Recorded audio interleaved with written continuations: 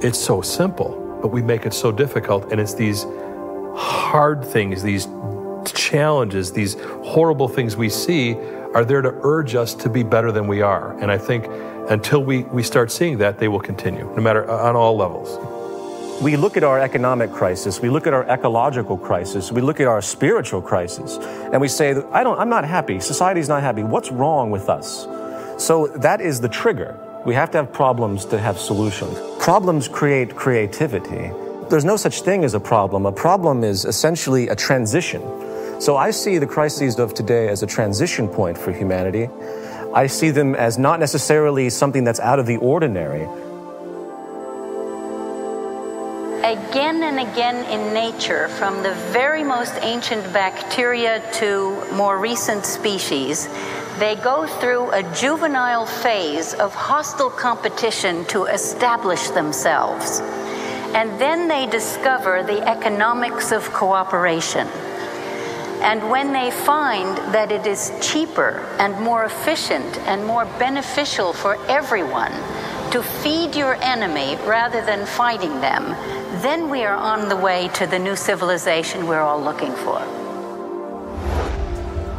The wonderful part about nature being fractal is that we can use patterns in nature to understand other patterns that exist, because patterns repeat themselves. So now if you want to look at a pattern that's playing itself out on this planet right now that would give us insight about what is going on. So I say, look inside a caterpillar that's growing.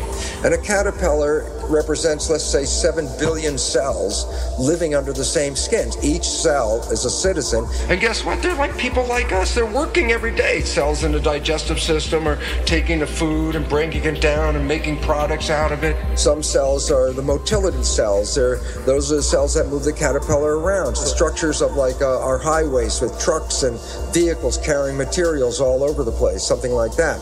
Cells of the immune system are taking their job of protecting the system. Respiration system is making sure fresh oxygen is being delivered. So all the cells have jobs. The caterpillar's growing. If you were in there and a reporter, you look around going, yeah, the economy is going great guns. It's growing every day.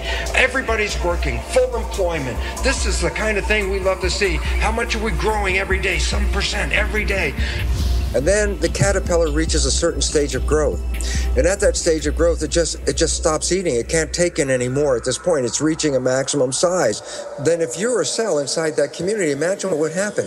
That you're on the job and all of a sudden there's less food coming in and you're a digestive cell and you say, well, man, the work is slowing down here.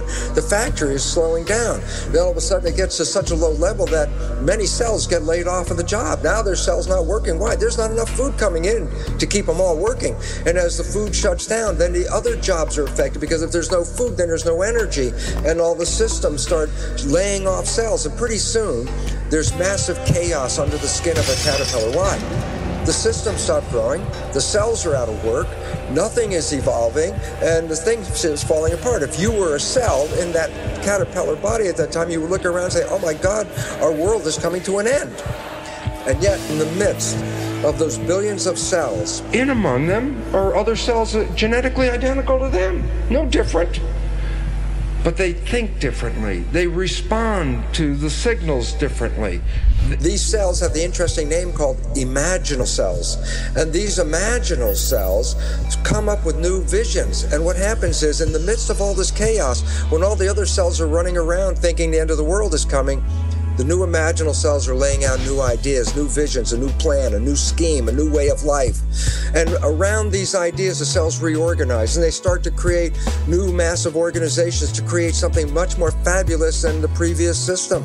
A system that is much more sustainable, a system with a higher level of evolution. And that system they're constructing called the butterfly.